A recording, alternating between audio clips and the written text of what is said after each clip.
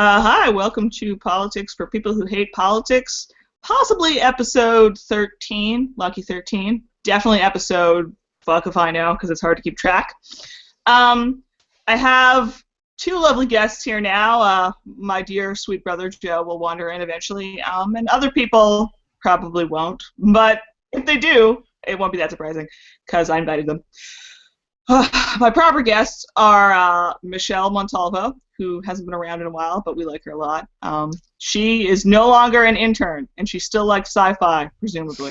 Yep. That's the introduction she gets today.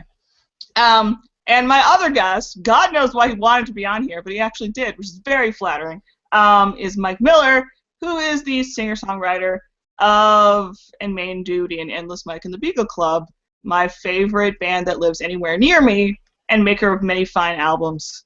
And that's exciting. Hi, Mike. Hello. Thanks for having me. No problem. And a fan of sci-fi. You could have added that at the end. Everyone here is, even better. Yeah. All of us here. Actually, I'm wearing a Star Wars-related hoodie right now. It's got the Death Star on it. What's on that mug? I believe it is hit points related to coffee. That was a boyfriend thing. I think I also have a mug ready. For a second. Got a Doctor Who mug I'm drinking ginger tea out of. Cool. Nice. Yes. We're well prepared here.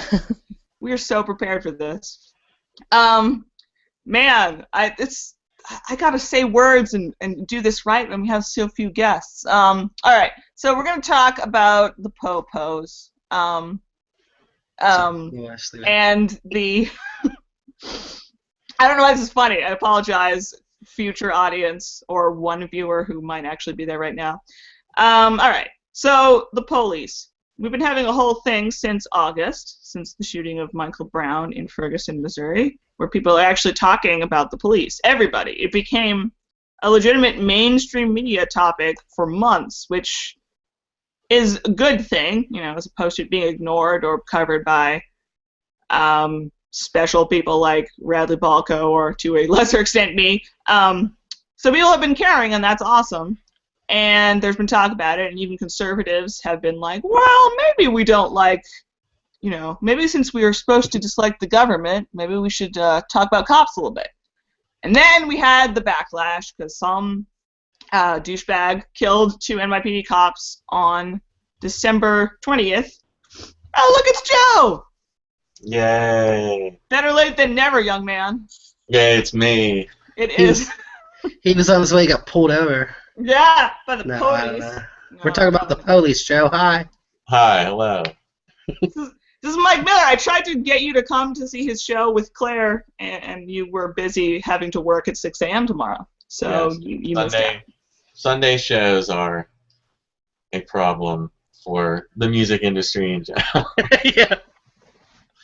I like Mike's band a lot better than yours, Joe. I'm sorry. That's fine. My band Like, isn't a that lot. good. So. You're fine. You play a fine bass, but I still like his band a lot better. That's perfectly acceptable. Mm-hmm. Good to know. Hey, I just realized we forgot to put our lower thirds on. The problem with this is I forgot how to do this. I forgot to do how to do a podcast. I think it's too late at this point. All right. Sweet Jesus. Okay. So we're going to talk about the cops and how there's now officially a backlash against the cops. And there's a lot of backpedaling from Weasley people who, you know, who find it too hard to question the police when anything bad has happened to a police officer in the past 10 minutes. And there's this whole campaign, you know, Blue Lives Matter as a counter to Black Lives Matter, which is so fundamentally annoying and so unnecessary that I can't even begin to describe it. Right. The difference is that it's not part of American culture that you have to insist that blue lives matter. That's the big difference. Well, it's implied. I mean, it's implied, isn't it? It's right. implied by most people. It's implied by most people. There is not a big argument that says that the lives of cops don't matter, you know, whether implicit or otherwise. And I think you could say otherwise about Black Lives Matter. There are people who would make, you know, oh, it's got to be all lives matter. It's got to be all whatever. Right. So Sorry. I was just going to say there's structural things in America and society that kind of, black lives are supposed to matter, but, some of these drug laws, maybe they don't matter as much, as opposed to police, where we're kind of taught from childhood that they're kind of a higher, they're not as high as the troops probably, but they're at almost a higher level of, citizen. There's almost a whole, to the point where they're not citizens anymore. There's like a math situation that someone has got to be able to make this into legitimately like an equation where we talk about how much more important an American soldier is compared to anyone foreign, how much more important a soldier is to us, and how much more important a cop is than the rest of us, and especially more than some black kid who had the indecency to wear a hoodie, which I'm wearing right now. In protest? No, it has the Death Star on it. I just like it. In protest of the innocent lives lost on the Death Star. Actually, I think the Death Star hoodie is more in support of Blue Lives Matter, right? Right. I don't know. Yeah. The Empire. There's the that whole. Empire Lives Matter.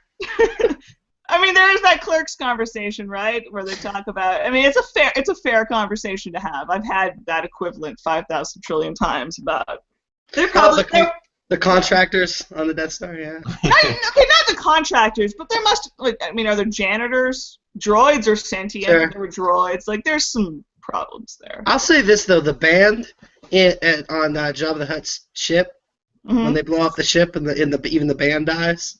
Right. That's definitely an ethical problem. You know why I think it's okay? It's because when they're when Luke's threatening them, they laugh at him too. Is that all it takes, Mike? Really? Those guys are assholes too. They should go too. Wow, that's harsh. Yeah. You know what you're getting into if you're playing a party at Jabba's house. That's true. Would you do it, Joe? I'd do it. Yeah. Unless it was a Sunday night. I'll do a Saturday night at Jabba's. If the pay's right, definitely. The credits pays enough credits. The guy that played the keyboard, he's all blue. Blue Lives Matter. According to Star Wars cards, I remember, Joe, some of the people at Jabba's palace were good and some of them were not good, right? Wasn't there a mixture with Star Wars cards? Yeah, the band was It's like a mix. The light side, but they knew what they were getting into. I agree. It helps me sleep a little better at night. That everybody that's there is they want to see people get eaten by that big thing. They want to, you know what I mean? That's why they're there, even the band. So they deserve it. Man, this is getting tough. I don't know. Well, this is very depressing. This is getting militant. That's the word I was looking for. I guess the parallel. I mean, I'm sure they don't deserve it. They don't deserve it. Nobody deserves it. But we're talking about with the backlash of a backlash, I wish so badly this could be my ethics training. I can just submit this. Be like, yeah, I'm done. Just use Star Wars terminology, and they can't get you on anything. I was just talking about Star Wars. I wasn't being subversive at all. Just Star Wars. Right. Simple Star Wars talk. It's all ethics. It's just ethics. All right. To bring it back to a more depressing and less childhood whimsical topic, so randomly, jumping cops and assassinating them is probably not a good thing. I think it's kind of creepy that we can't honestly discuss, what self-defense might mean when people put on certain uniforms and are granted certain powers because, then we have to go, oh, hey, NSA, oh, FBI list, my file's growing right now. But basically, the cops who got killed, we don't know a thing about them, and neither did the guy who killed them. And that could have been the least, awful people in the entire NYPD. We have no idea. And he didn't know, so. But when you're pushed, I don't know. You can't. You're right. It's hard to you don't want to sound like you're making excuses. And I'm not trying to be childish and whimsical here when I say this, but it's easy. It's. You see how easy it is to say well, that band, they hung out with Jabba the Hutt. They deserved it. You know what I mean? Right. I'm not saying anybody deserves it. Nobody deserves it, right? So that's trying to bring it back around to. But it's so easy to be I mean, these cops were dehumanized. You know what I mean? But I mean, obviously that happens on the other side of it too. If they thought about these kids that they're killing, their parents, their friends, their whatever, obviously they're dehumanized in those moments too, and their supporters completely dehumanize people. You know what I mean? When they talk about with Michael Brown and all that, like, well, he shouldn't have stole cigars because clearly, the punishment for stealing cigars is summary execution by a cop. Do you know what I mean? Like, it's about the people on both sides dehumanizing people. And yeah, it's just more systematic, a zillion times more systematic on the cop side. They do have the power. They have the legal monopoly on lethal force. Right, and isn't that what profiling is? Is to, you don't see the person, you see the profile, Mm-hmm. So, and I don't know. I mean, everybody gets all shocked and appalled when it goes the other way. Do you know what I'm saying? Well, you can call it blowback, right? If the guy was consciously being, political actor instead of more like a Jared Lochner, I'm totally unhinged from reality type of thing. If he was doing this very purposefully, like, I want to kill a cop because they're bad, even though he shot his ex-girlfriend and no one gave a shit about that, because she doesn't matter, obviously. Weren't they not the only two cops?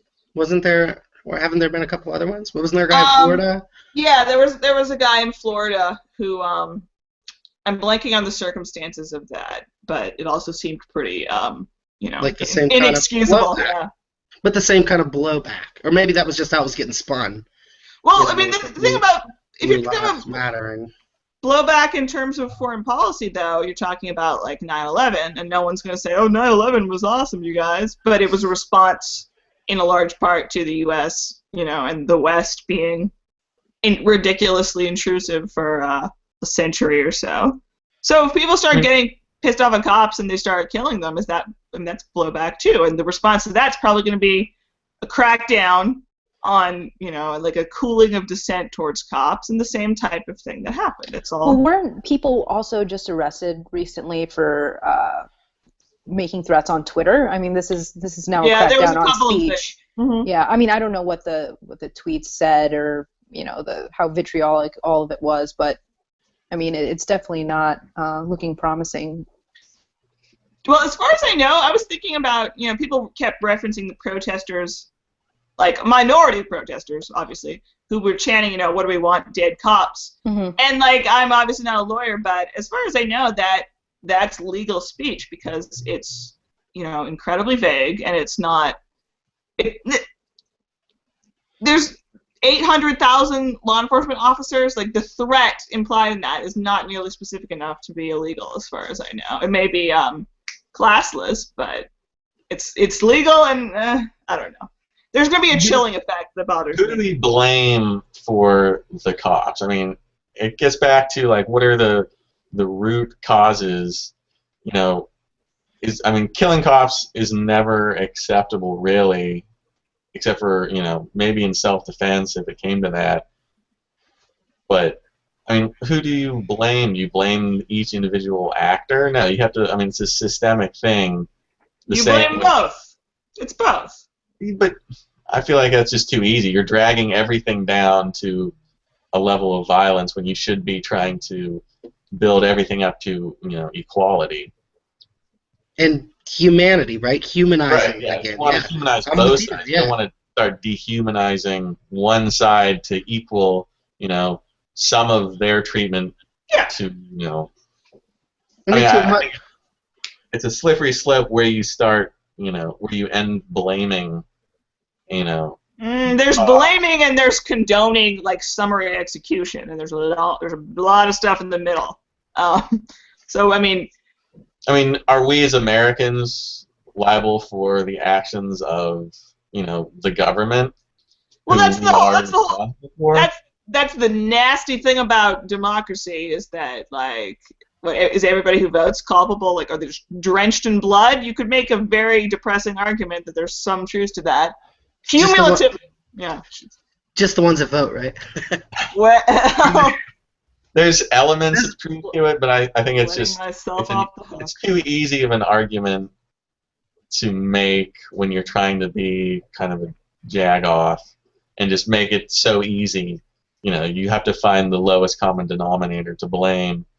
There is, a problem in America with too much power for cops, and mostly it's because of the unions, pretty much, and the power they've accumulated and the power that Americans and lawmakers have granted cops. But that doesn't excuse the individual actors. You can be a pretty okay cop, or you can be a completely corrupt. And it's completely ignoring the racial component of all this, which makes it murkier. Well, not addressing the fact that race is still a problem here, and that there's definitely a certain demographic of people that show up to the Blue Lives Matter protests, and there are people, there's definitely like a different demographic that shows up to the counter protests.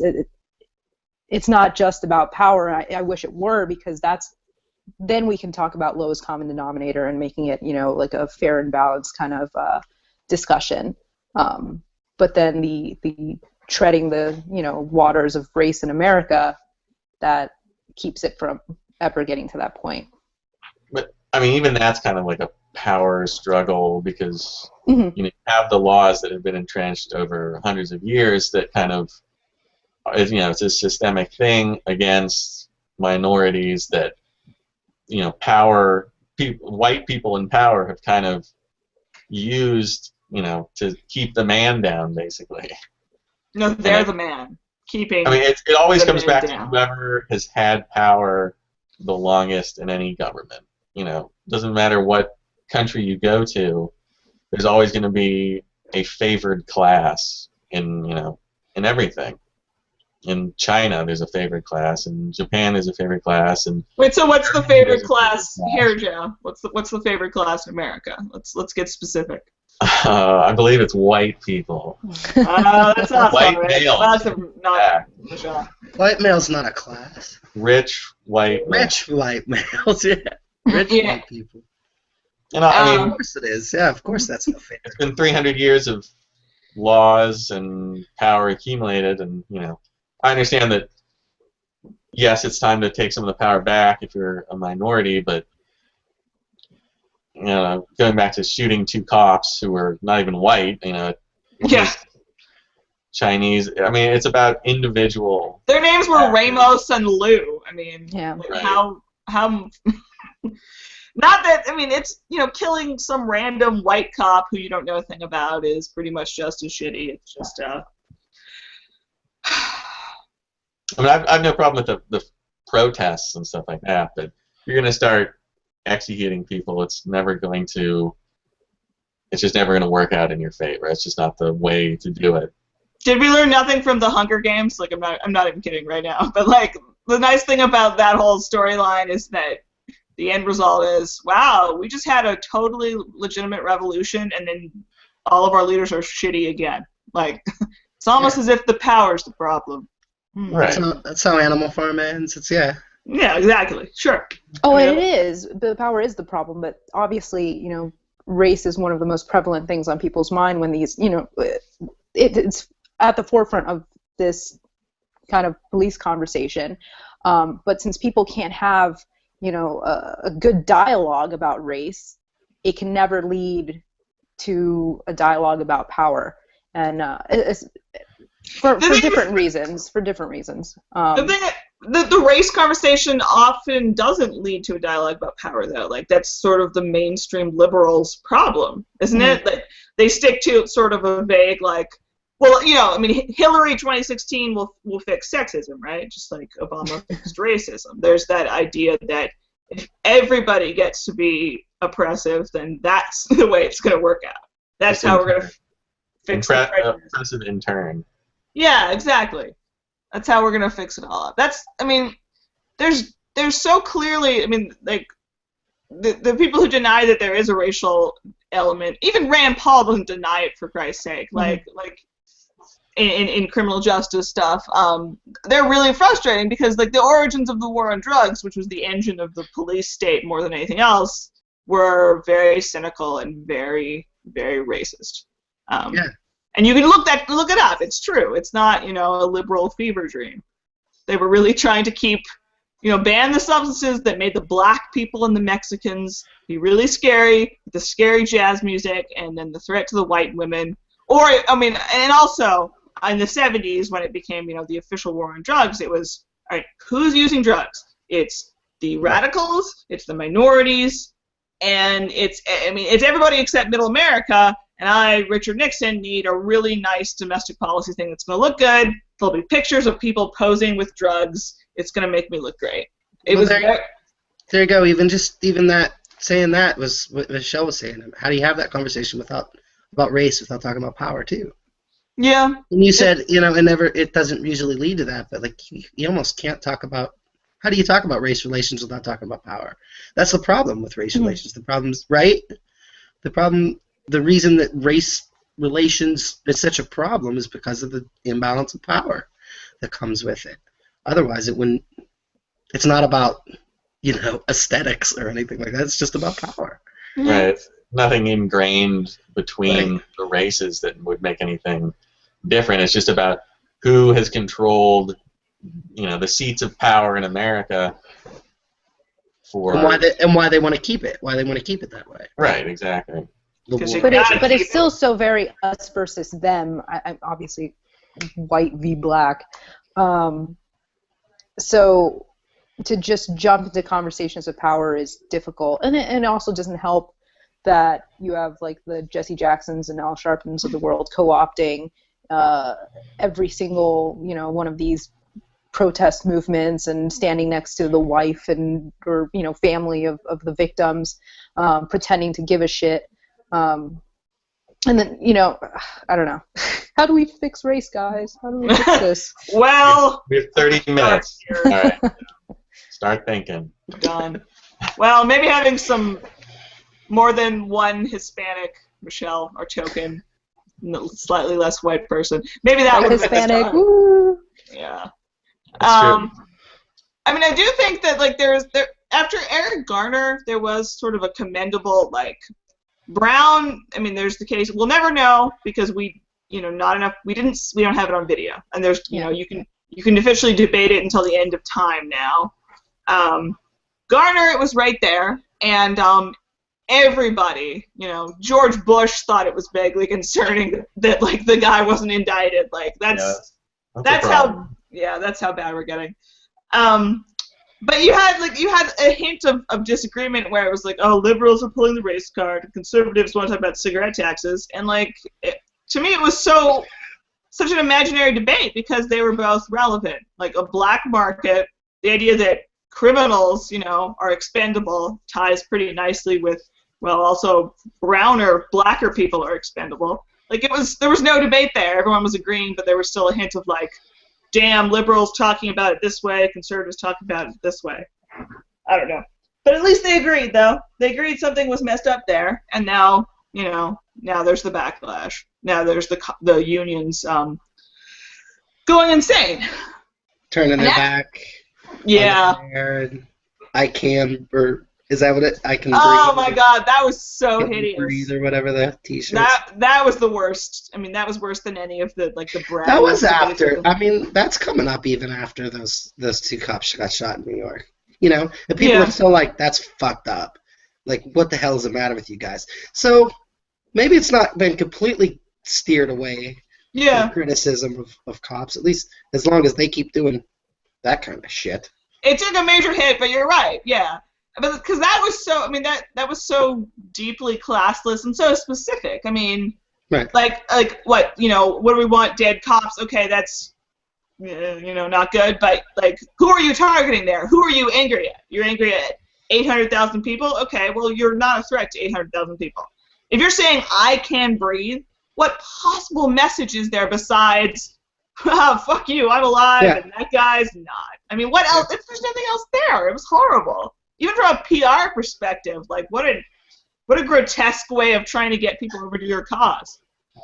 And it's all about putting down the other person, the other group. It's never about equalizing rights. It's about dragging one side down or the other side down. And now we're just going to have, and you can already see it coming on Twitter and happening on Twitter, a comparison of, who who gets killed more. It's always, oh, but white people are killed more by cops, and then it's, oh, but black people are killed at a higher rate. Oh, but cops, aren't, it's not dangerous enough. Oh, but then this happened. And it's just, all it is back and forth, people just like throwing out different stats and factors that, try and prove their argument so they can just put down like the entire other class instead of trying to like build a equal, bring people up. Everyone's trying to always push people down to their level or what they think should be their level. So the craziest, like the craziest extension of that us versus them putting down the other side is shooting two cops in a car. I mean, that's what you were talking about before, right, Joe? About how this is a systemic thing and that can't be. How do you not talk about that? But how do you talk about it without sounding like, well, sometimes, what else are you gonna do? It's taking the Twitter rhetoric and turning it into, Exactly, dude. murder. That's it, exactly. Like, oh, you have this stat? Well, now I'm going to kill two people. Exactly. So, it's the nuclear option, basically. Plus, there's a huge difference between, like there's a whole bunch of cases of people who were the recipients of a no-knock or more, close enough that it hardly matters whether it was officially no-knock or not, raid, people who shot cops, and had every reason in the world, to offer the best possible defense of saying, I did not know that was a police officer at my door type situations. I mean, there are times when you can make some, bold and FBI attention-grabbing arguments about, when it's okay to use lethal self-defense even against the state. But, there's no way to slice this one to make it okay. Like, there just isn't, It was... But by the same token, though, and this is something I was trying to get off of what Joe was saying, is that we must not pretend that as a category, black people are somehow like the same as the category of police officers, because you will get people who truly try to make the argument that, well, you're making generalization about cops, but that's just like racism, and it's not, turns out, at all, because cop is a job. It's a job where you occasionally get to kill people. It's a job you didn't get drafted into. You picked it, Yeah, what you want to do. Like, look around and say, that's me. I'm going to be that guy. I'm going to be a hero. Or whatever, from the, that you were talking about before. The kids like cops, they're not as much as soldiers. But, they're still like, they're up there with the hero stuff, So I don't know. I mean, that's politics in general, though, to look around and say, like, I think I can run this place better.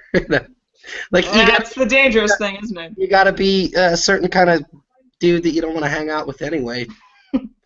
Don't want to be the man. You know what I'm saying? Yeah. I mean, like, I don't know, with cops, I always think of this woman who was a cop at my college, and she says that she got raped. I wrote about this for the college paper, so I'm not exactly banding about, but when she was like 18, and she says the police treated her like garbage and basically said she deserved it. She was married to a cop who treated her like shit, and she's a cop. And she's really nice. She's protecting a nice little college. She doesn't get much opportunity to do bad things. But my God, woman, like, the fact that she joined, technically the same type of institution where these people just kept treating her like shit, just continues to amaze me when I remember this. Like, I don't know. There's a way, like, you don't get off the hook just because you didn't, outlaw drugs and you didn't make stop and frisk happen or other horrible policies. You didn't do it all yourself, but you don't get off the hook because you put on the uniform and you said, I'll do this, and nobody drafted you. Everybody's to blame in this. They're all to blame. I agree. That's a funny thing that you said there about people saying it's racist to not like cops. People make it act like it's equivalent. They do. It's ridiculous. It is. Oh my God, that makes me really mad. But that's the whole divide and conquer, us versus them, whatever. That's going to lead to extreme taken to the extreme is that kind of what we're talking about, you know? Yeah. Again, not to condone, not even to excuse, but perhaps to explain, at least to the craziest of crazy. You know? Why shouldn't that be part of the conversation? Explaining violence is so important and it's so dismissed, you know. Well, 9/11 hijackers hated us for freedom. Timothy McVeigh was, you know, whatever. Like, talk about why they were mad. Maybe it was a mixed thing, you know. But, like, it's okay to say somebody who did something absolutely unforgivable was right about something.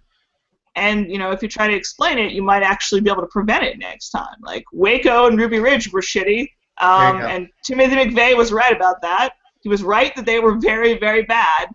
And the wrong part was the blowing up of the building. And, I mean, he literally took the... Now, this is getting so FBI ready, but, like, McVeigh... I wrote my thesis partially on this stuff, so, like, you know, McVeigh took, like, people in power talk, and he used their terms to explain the horrible thing he did. He became the government, basically, by saying, collateral damage. I did it, you know, because my cause was important enough to kill these people. And that's, you know, like, talking about why someone does something, why they commit an act of violence is not saying anything about its rightness. But people are terrified to talk about it, you know, ever since 9/11, I'm sure long before that, but my association is 9/11 and hating us for our freedom, and that's the end of the conversation type things. Yeah. Joe and Michelle, we just met tonight, and I'm already like, oh, I hope they don't.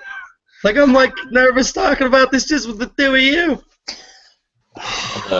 Yeah. Let alone the internet. We should at least be wearing sunglasses and not having. Yeah, this is bad. The Unabomber, right? Some of that stuff's pretty good in that manifesto. You know, let's be honest. I haven't read it, but I've heard. I mean, he's very smart as far as I've heard, though. You know, and I know my cousin has said he has an origin. He has an origin story. Like do you know this?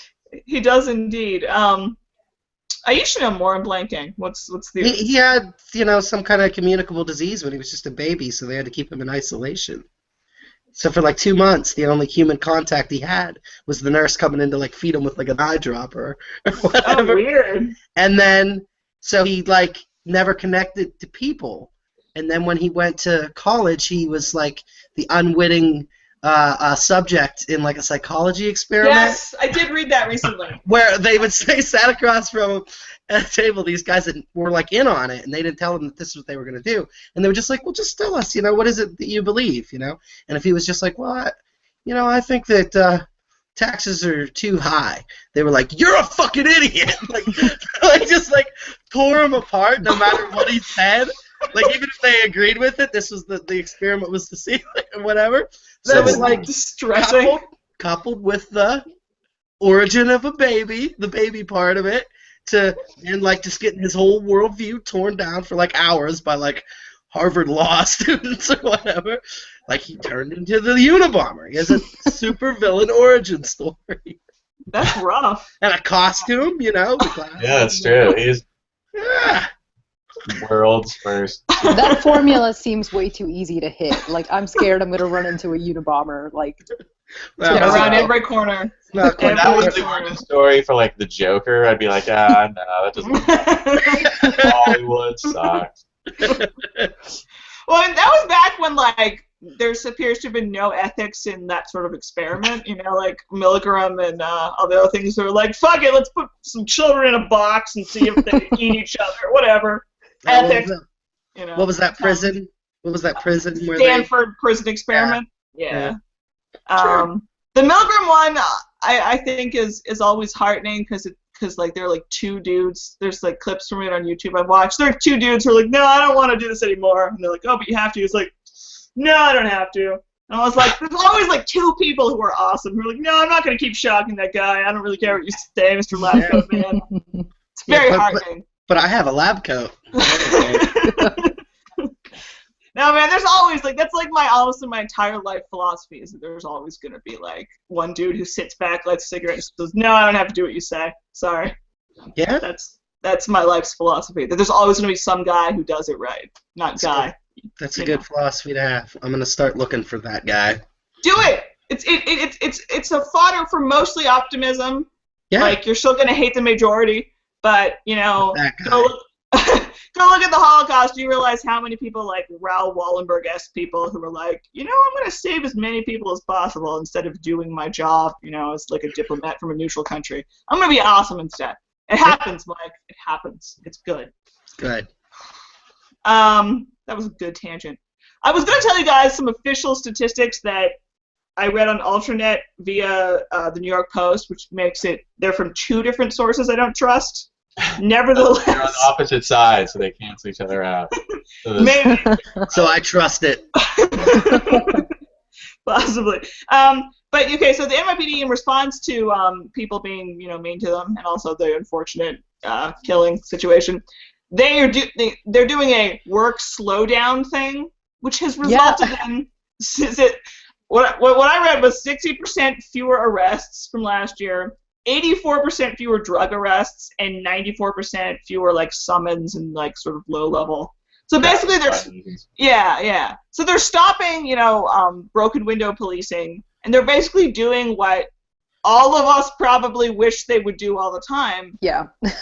Thank you. I guess they're praying for a crime wave that will see how much you need us. You know, like there's an 8-year-old covered in heroin over there. Like that's what they're waiting for, I guess. But they're doing what they should be doing. It's so awkward. Like they're doing what we want them to do, but they're doing it as a petty revenge type thing. And so what's in the story saying like, look, the cops aren't doing their job, but there's less arrests?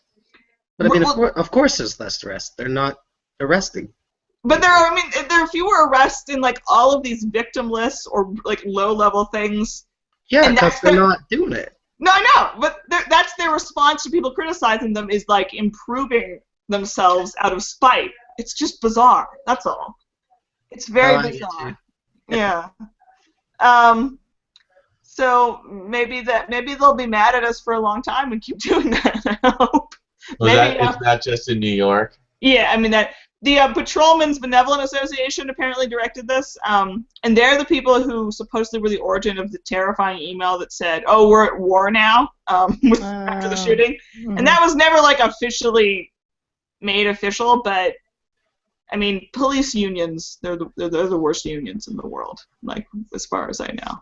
They're just their entire purpose is to bitch when like a Philadelphia Inquirer cartoonist like makes a cartoon about kids who want to be protected from the cops, you know, and asking Santa, or they complain about sports people protesting, and wearing the I Can't Breathe shirts. Yeah, they're trying to make police officers an elevated class. They're trying to turn them into they already are military. Well, I mean, they're trying to raise it even further, I suppose, by using, you know, even more military jingoism, and you know I saw Clark Hat talking about that on Twitter. I don't know. He's a vehement ANCAP, I believe. Clark Hat saying, you know, all the cops who turn their backs should be fired because, you know, I forget why he's saying that would be awesome. Because they're, you know, civilian, like they're not protected by, you know, different set of laws. You know, they're just employees. Like if your boss saw you doing that, you would be fired in any other job immediately. I mean, there's just no way around that. But because they have, you know, special rights, basically, you know, they can do these things that no actual employer would, you know, stand, which kind of, you know, emphasizes the point that they're a different class. It's this weird paradox where we're told that they're unbelievably important and special and brave, which is why they're allowed to shoot someone, you know, the moment they feel threatened by the glint of, you know, a pen or someone reaching for a waistband. Like it's a paradox. It does not work because they either get to be as brave as they say they are, as their supporters say they are, or, you know, like, and risk their lives, and maybe, you know, there would be more deaths. I don't know. That would be unfortunate, but that's how brave they are, right? That's what they're risking. They're trying to de-escalate whenever possible. They're using lethal force the last possible minute. They're not even tasering that often, you know, unless it's really, really, really, like Like, if they're brave, that's what they should be doing. They cannot be brave, and officer safety being the first priority, and yet that's what they say. It's like they have all the cards. They have all the cards, all the pieces. It's such a sham. No, that's well put. I love it. Can't be brave. Like, yeah, you're right. You know, these guys risk their lives every day. Of course, they're gonna shoot you for taking a cigar or whatever. Right? Yeah. Yeah. They're heroes, and that's why you're dead. Right. So ranty. Yeah, Lucy and the Police. That's a. The weird thing is that I try to keep a respectable face with my Vice stuff. So like one week they're like, "Why are you defending the police? Why don't you, why are you writing that we should burn them all?" Well, that's because that's not very helpful. No one will know what's in my true heart, though. I try to keep my. Let's not talk about that. Let's not talk about what government buildings I would burn down first. It's like when you talk about. It's like when you got into that whole thing about not using military to defend the country on Twitter, and everyone called you insane. Yeah, that was very rewarding. Being against nuking cities full of innocent civilians makes me crazy. What a time to be alive. That's a great segue into our next topic, which is that the war in Afghanistan is over, and by over we mean 13,000 American troops are still there, and the Taliban thinks they won. Oh, I was just going to ask, did we win? No. According to the Taliban, they won. I DVR'd it, but I don't feel like watching it over again. The entire war? Yeah. Spoiler alert. That may have filled up your entire disc to record that war. I just thought this was a weird one because this is the war that a lot of people thought, like even more so than Iraq, which everyone's embarrassing, and I'm going to be morally superior about all of this. But like everyone thought the war in Afghanistan was cool at the time. Like Ron Paul, our beloved crazy pants grandpa peacenik, actually voted for it. The only person who voted against it, I believe, was Barbara Lee, bless her heart, who has never gotten any respect in her entire political career because she does things like vote against wars that literally everyone else is for. It was everybody was swept up in just the old playground rules of, you hit me, I hit you back. Yeah. That's Yeah. There was even like a David Cross, the comedian David Cross. Mm-hmm. He did a bit about that where it was like everybody's giving George Bush, like a medal and saying like that's great for doing this. He's like, fucking Nader would have done that, You get hit, you hit back, I think that's why it was. It wasn't though. It was not hitting back in that it wasn't, grabbing Osama bin Laden personally and wringing his neck and, his 12 best helpers. Like it was going to war. And as a response, that's fundamentally different, even when you've been attacked in this way. It's just, I don't, I've argued again and again that the principle of self-defense, because they're more ironic conservatives who are like, oh, well, you're against war, so what if someone came into your house and attacked your wife? Well, that's different. Like, how many civilians are standing directly between, the intruder and my wife and me? Like, and how many am I allowed to kill? Like, it doesn't translate to a national scale, and I honestly don't know how it can in a world where bombs exist. You'd have to be, like, in somebody else's house protecting their wife's jewelry from an intruder. Something more, yeah. That would be a better, that's closer to what war is about. Something where you're completely removed from it. Yeah. But you're still expected to kill the dude that came into the house. Yeah. Anyway, glad to hear that the war's over. Yeah. Over. We did a great job. I love how say. That one, like, even though Obama actually kicked that one up a notch, I'm sorry for phrasing it that way, like, it still has been so, like, oh, yeah, that war. I was literally listening to Mike Miller's album today that's called We Are Still at War. Spoiler alert, it's from 2008. So, That album title sure is evergreen there, Mike. Yeah. Yeah. When's the sequel come out? We are no longer at war. Never. Tomorrow. It's over. Oh, good. Yeah. So, what's your point with all this, Lucy? What's my point? I'll come over there and show you what my point is. I don't know. Like, it's just another great. Do we want to get into the cause and effect and the justification for the war, or are we just talking about the fact that it was the longest war in U.S. history? Well, just think. All right, let's just think about this. And nothing was accomplished. Right. I mean, the decline in support, like, it's like the least popular war. Like, it just went down and down and down, and it just the war kept going on, and the decline kept happening, even though this was the just one. Like, this was the one where there was a really concrete reason. It wasn't Dick Cheney's fever dream. Like, something did happen, but like, it kept going on, and it kept being ignored, but still, leaving casualties, and like. I don't know. Anytime anybody argues for a justified and limited war, just like go like Afghanistan, like, is that even happening now? Who cares, right? It's just on autopilot now. It's just another example. That's all, Joe. Sorry that you're such a warmongering monster, Joe. There is no limited wars when you occupy a country, but I don't know. I mean, the U.S. could have gone in, just killed everybody, killed the Taliban, overthrown the government, and left. And probably that would have been a better idea in the long run.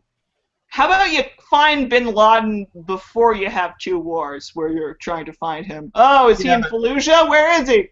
God damn it. Well, the Afghanistan government was hiding, basically, the people responsible and refusing. People maybe have let us use their bases. I mean, stuff like that, but it's still going to be American military on Muslim ground. In the Holy Land, blah blah blah. There really probably wasn't a good way to go about that. No, sometimes there isn't. But I mean, it is crazy to be like that. It's the war in Afghanistan's over, and just kind of slide that in with all like people's best and worst picks for 2014, and it's just like, you know what I mean? It's kind of like the war's the war's over, and then everybody's kind of just like, oh, is that still happening? Sturgill Simpson's album was pretty good, and the war's over. Also, the war is over, and it's sort of like, that you just get so desensitized to the fact that there's been the longest war ever with no point, no whatever, nothing came of it. But there's to no be winner. There's no right, like we're done, and most people's answer to that is it's not going to be like. There's not going to be a big parade about the war to end all wars. Is that, it's like people, I think, it sort of seems like, I thought it already was over, Right, yeah, that's generally the response. God. They're still over there, right? I mean, how long are they going to be there? 13,000, I don't know if it's just American or like it might be just Americans combined with other... Coalition of the Willing, that was those guys. Wasn't it? Yeah, I think so. Who's going to go into Afghanistan? Or maybe it was Iraq. Is that desensitivity, like, of the American public now the norm, at least the norm of what the government wants, as far as, engagement? Maybe, a full-scale attack like Joe was describing would have probably been a better alternative.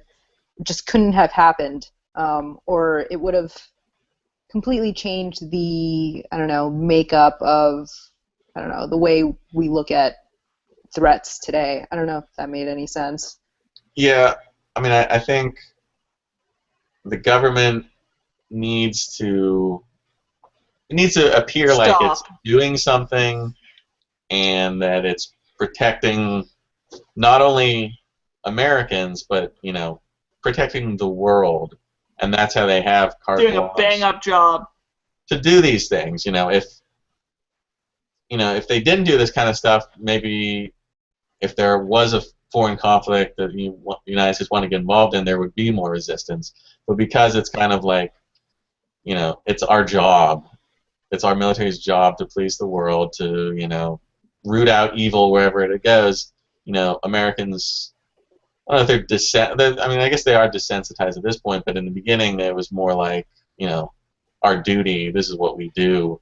and now it's getting to the Well, point where you mean the beginning of the war on terror, or the beginning of like beginning America of being Afghanistan, war on terror, beginning of Vietnam, Korea. It's always kind of like, okay, this is our duty, and then by the end, it's just kind of like fades out, and nobody really remembers, and then it would be a different, a totally different culture, a totally different conversation, everything. If it had been what you talked about in the first place, or like that they knew where he was before they went in. You know what I mean? Like, and if the way 9/11 was countered was by like in and out, going in, taking them out, and then we're done. This is what happens when this is what you guys do. When this is what you do to us, this is what happens. In and out, done. No extended war on terror, no anything. So for what you were saying, Michelle, is the point for the government to get people to be desensitized. I think it certainly it's in their favor. The people are, Yeah, because less people today have their skin in the game. Like, right. I think I didn't read it. I think there's I forget who the author is, like James Fallows or something, just published an article in the Atlantic, just about people. You're not seeing your little brother go to war anymore. At least not every American family is. Seeing a 15, 16-year-old go to war. So it allows that kind of culture, that desensitivity to thrive. But that's your choice, though, right? Is you get Vietnam or you get Afghanistan. You get 60,000 dead Americans and a significant backlash to the war, or you get, is that still happening? Yeah. Oh well. But another part of that is my wife Laura is a 7th grade English teacher, right? And when they, at the middle school where she teaches, they talked about 9/11 this year on the anniversary, and like they talk about it like it's history now. You know what I mean? Those kids don't remember. It's not. Mm-hmm. So, and it's all they've ever lived in, right? So why would they be anything but desensitized to it? And that's what people are going to grow up in. Oh yeah, there's all war all the time, right? Yeah, drones are going to help with that. I mean, I've made the argument that as much as I hate Obama, like, it's hard to beat the horribleness of Bush. But Obama has brought upon the brand new, ability to be barely in a country, but still, raining down hellfire missiles and psychological trauma, to people who like, are the Americans and their death drones up there today? Maybe. Who the hell knows? So, I mean, that technology is going to let people be in countries all the time, and the people who are actually, causing the death are sitting in Utah. Right. And that's even more skewed, and that's even more, dangerous, even though that apparently gives people PTSD as well, which makes me kind of want to be an asshole about that, but it also kind of shows that maybe it's not you being in danger that gives you PTSD so much as killing other people makes human beings feel shitty, which is actually a good thing. Yeah. But with the war stuff, like you get really warped, sometimes progressive arguments where they're like, well, we got to bring a draft back so we stop going to war. Yeah, like compulsory service would make us more free. Like, yeah. Well, the draft thing, like, I get the basis of that, but how many That's people... just to light a fire under people and start a revolution. Yeah. But, like, how many people... My friend Kara wanted to vote for George Bush in 2008. She's like, yeah, let's just do it. Just everybody vote for him. Push it over the edge, give him another term. I see the point there, even though it's alarming. I do. Like, I get the idea for like the draft will make people give a shit about wars, but the problem is how many people are you going to kill before people are like, no, this is a bad idea. I mean, 2 million dead Vietnamese, 60,000 dead Americans. That war, depending on how you categorize it, was more than a decade long. Depending, like how, or at the end of it, people were mad and there were still people dying, and it didn't stop the moment enough students were pissed about it. Like, it takes time and people die in the meantime. So it just seems like a particularly warped argument to be like, let's sacrifice these people so people are mad about war. Like, it's not. It could be marketed as a new CrossFit. I think that maybe then, like, people can get behind it. Why did CrossFit come into libertarianism? Why? Bring back the draft. We'll get rid of it. Okay, I'm for it now. I'm for it. All right, so You don't think that argument people are being ironic when they say that? Bring back the draft. The progressive argument you don't think that's irony? Because that's really dumb. No, that's how warped it is. No, yeah, that's how warped. Yeah. Yeah, but I mean, there's like this sort of like god awful moderates who are like, oh, as a nation, we're like really just doing our own thing now, and we don't have a terrifyingly unified national purpose anymore. So maybe if we make like all 19-year-olds like, you know, sweep or go to war somewhere. Right. Nobody even watches American Idol anymore. Like I used to. What happened to us as a nation? Who are we? We used to come together. Where's our terrifying unity? I know. Well, hopefully the aliens will come soon, just like an Independence Day, and that will kind of bring us together as a force. You know, Will Smiths and Jeff Goldblums and. You just want standing side by side. That's right. Pullman? Was it Pullman? Bill Pullman. Yeah. Paxton. Okay. I don't want to say the wrong one. And that's kind of what we need. We need an alien invasion or zombie apocalypse, something really big to bring us together.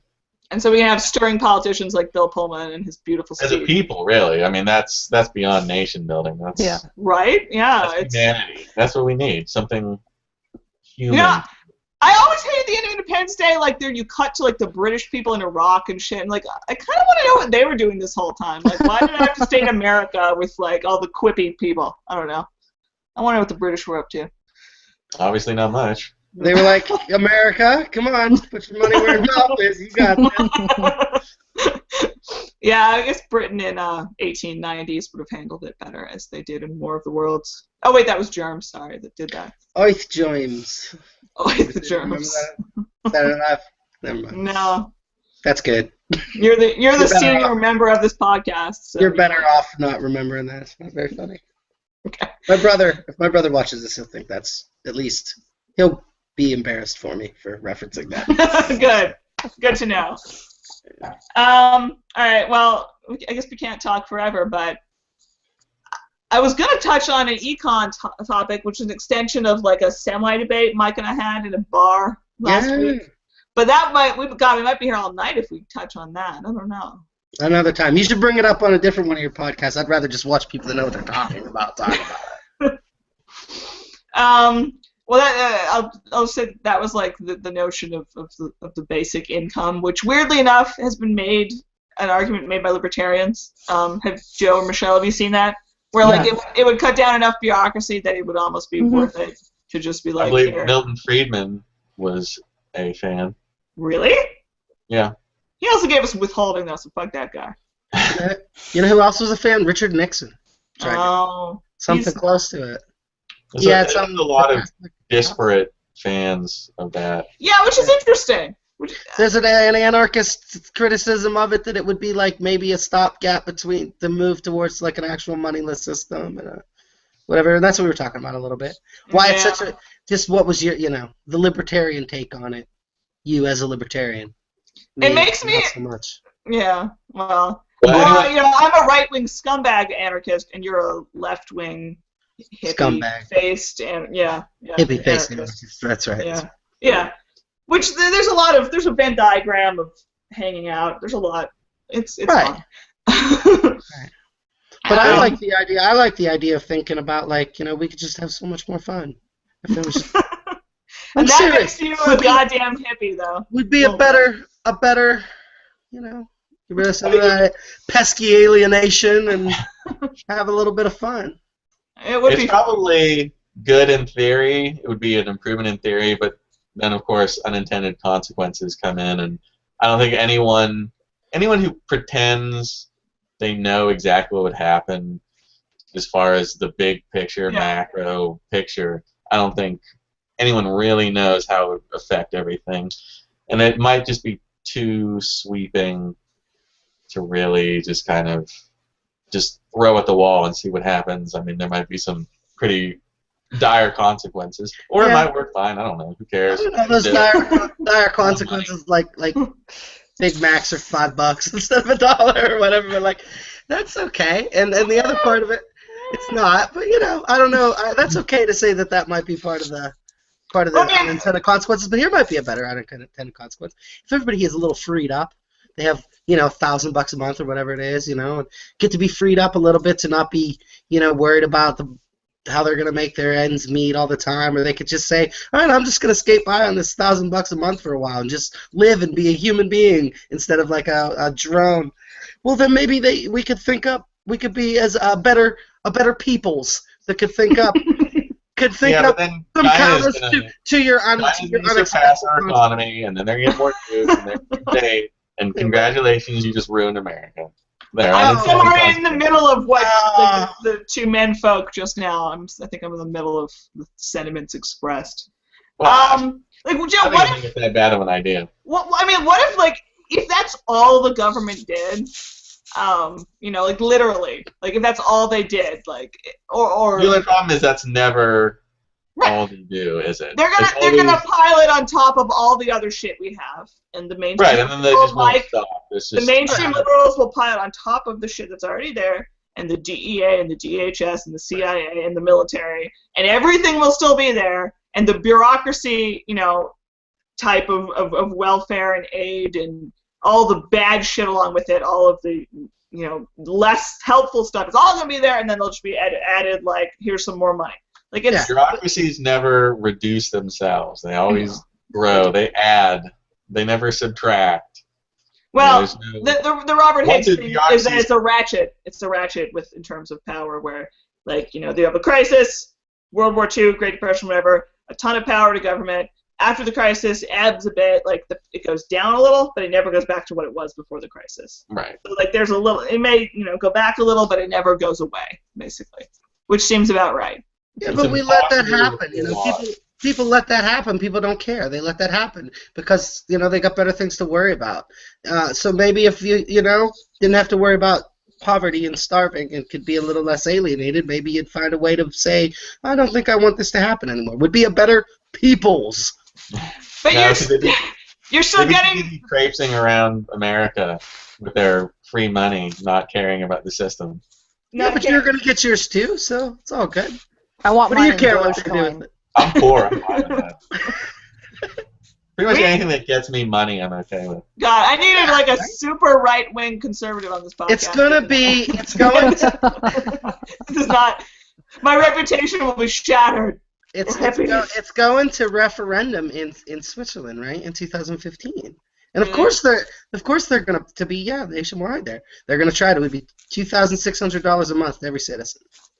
Okay, and of course it's going to pass. Who's going to say, I vote no on $2,600 a month? That's something that should horrible. I would if vote Rhode no. Island did that, it's no. fine. Well, if it's a federal law, I don't think so. Switzerland's small. They're rich. They can handle. But what's cool is people are gonna talk about it, and then there's gonna be that conversation. People are gonna say, maybe we could do that in in the United States. Hell, maybe let's just do it in Johnstown. I'll start out here in Johnstown. I still don't I think this conversation is about 40 years premature in terms of chopping the state into when they pieces. dig this episode out of the time capsule, they'll see just how ahead of the curve we all are. Fair enough. All right, so Mike's a giant hippie, and Joe's a horrible right-wing monster who wants free money, and Michelle is laconic and sensible. That's my summation of the situation here. All right, I guess let's not talk all night, even though it's fun. Well, to be god awful, usually what we do is the whole "what have you been enjoying in the last week?" That's not related to politics in any way. I suppose you could, do the entire year, considering that this should have been a New Year's themed show. And to be terrible, as Mike mentioned, with the Afghanistan and who's your top 5 list terribleness. All right, what? I don't want to stick to themes. I hate it. All right, so Joe, what have you been enjoying in either the last week or the last year? If you can quickly sum it up, it's not related to politics. Tell me your year. I've been enjoying music for the first time in I don't even know. The last time I made a top 10 list was probably 2004. And this year I finally decided just to bite the bullet and download every good or noteworthy album of the year and just listen to them. So that's what I've been doing, and I've actually found that I rather enjoy music, even new music. That's good. I don't tend to listen to things the year they come out. I've said I've hated music for 10 years now, but maybe I just wasn't trying hard enough. Yeah, it's weird. Okay. Well, Joe and I are gonna do like a whole music podcast in theory soon when we do it, knowing we'll wrap up. Top 25 and best 10 songs.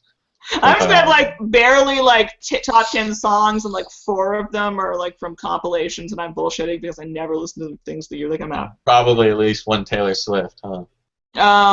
She's yeah. from Pennsylvania. From Pennsylvania. Blank Space is pretty okay, you guys. I'm sorry, but let's not talk about that right now. Okay, Joe likes music now. I spent a productive year trying to read and watch things about the apocalypse as much as possible for no apparent reason, provoked by watching and reading on the beach. So I've been reveling in like really depressing, usually nuclear war type scenarios. And probably the best thing that I read or watched about that was A Canticle for Leibowitz, which everyone should read because it's really, really beautiful and depressing, and you guys should read that. I thought you meant like the Left Behind series. You know, I want to read that because I think it would be funny to write about it, but I also don't want to read that. I think I've watched the it. movie. It's really Just watch the movie with Mike Seaver. I watched it. It was so fucking boring. At least Fireproof, which I watched drunk once, has more like entrancing awfulness, like the way he basically like abuses his wife, and we're supposed to just like be excited that they get back together. Oh my god, that movie is so horrifying.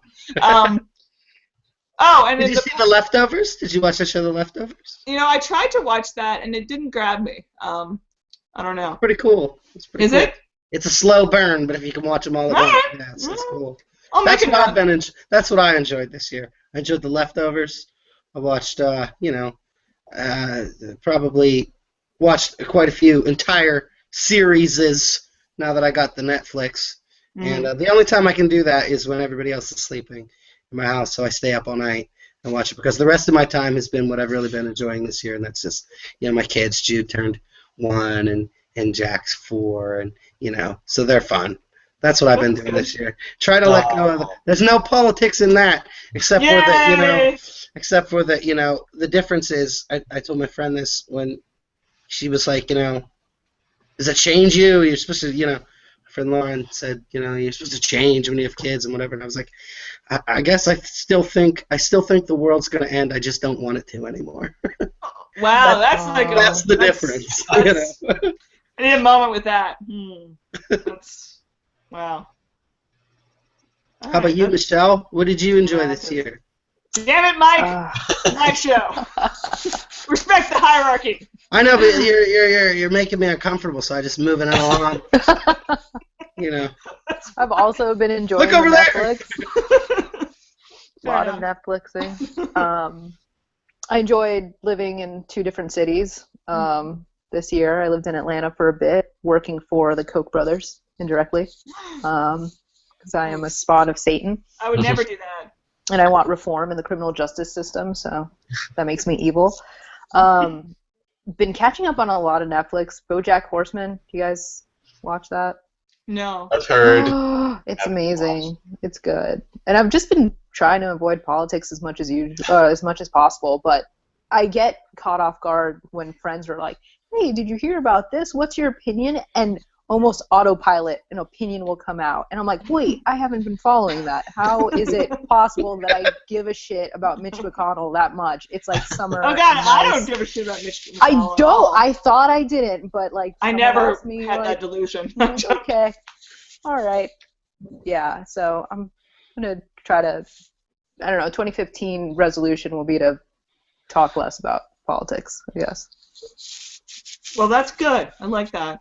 Yeah, I gotta say, like, as much as I kind of want to like go to conventions in 2016 in like a bitter Mencken-esque, like, I hate all of you people way, I can't even like pay enough attention to the political process to like get towards that. If anyone would send me, like that's how much Mitch McConnell does not interest me in the world. But I'm failing at the segment here. Wow, I didn't drink enough coffee.